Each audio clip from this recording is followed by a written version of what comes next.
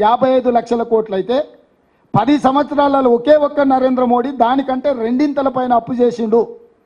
ఒక్కసారైనా ఈ అప్పు ముప్పు గురించి కేసీఆర్ మాట్లాడాడు. ఎందుకంటే 69,000 కోట్ల రూపాయలతో ఉన్న తెలంగాణ రాష్ట్రం ఆయన చేతులు పెట్టి ఆయన 7 లక్షల కోట్ల రూపాయలు అప్పు చేసిండు. ఇద్దరు ఒకే రకమైన విధానాన్ని అవలంబించడం ద్వారా రాష్ట్రాన్ని ఈయన అప్పుల కూపంలో నెట్టితే దేశాన్ని మొత్తం అప్పుల ఊపిలో మోడీ కూర్చేసిండు. ఇక వీళ్ళిద్దరు ఒప్పందం బెయిల్ కోసం అయితే నిన్నటికి నిన్న మేడ్చల్ ఎమ్మెల్యే స్పష్టంగా చెప్పిండు, మేము బీజేపీ గెలిపిస్తాం, బీజేపీ గెలుస్తుంది మల్కాజ్గిరిలో అని. ఇంకా కూడా కేటీఆర్కు మరి సోయి ఉందా లేదా ఇలా మాట్లాడుకుంటా అసలు అప్పటికప్పుడు ఉన్న పలంగా నిజంగానే బీజేపీతో వీళ్ళకి వైరం ఉంటే మల్లారెడ్డిని పార్టీలకు వెళ్ళి సస్పెండ్ చేయాలి.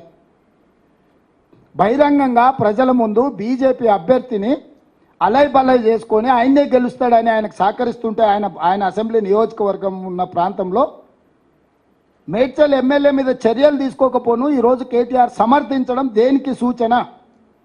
నేను మొదటి నుంచి చెప్పిన 5 పార్లమెంటు నియోజకవర్గాలను తాకట్టు పెట్టినరు బీజేపీకి బీఆర్ఎస్ వాళ్ళని. పోయినసారి నేను ఎంపీగా నిలబడ్డప్పుడు మల్కాజ్గిరిలో 31 సమావేశాలు పెట్టిండు కేటీఆర్ నన్ను ఓడించాలని.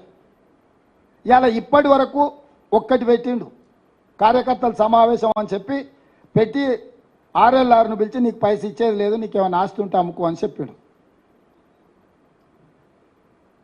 ఇన్ని వేల కోట్లు దోసుకున్నావు, బూత్ ఖర్చుల కన్నా ఆర్ఎల్ఆర్కి ఇవ్వాలి కదా.